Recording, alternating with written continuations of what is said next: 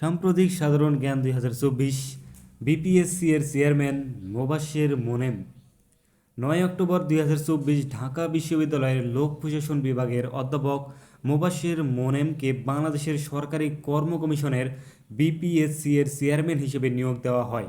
তিনি বিপিএসসি এর 15তম চেয়ারম্যান। মন্ত্রিপরিষদ সচিব ডক্টর শেখ আব্দুর রশিদ দায়িত্ব গ্রহণ করেন 16 অক্টোবর 2024। তিনি দেশের 25তম মন্ত্রিপরিষদ সচিব।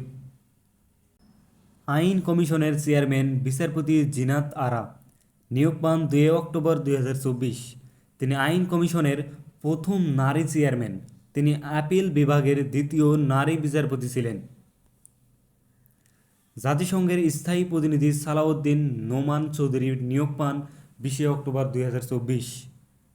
তিনি জাতিসংঘের নিযুক্ত বাংলাদেশের 17তম স্থায়ী প্রতিনিধি। জাতিসংঘের নিযুক্ত বাংলাদেশের প্রথম নারী স্থায়ী প্রতিনিধি ইসমাত জাহান।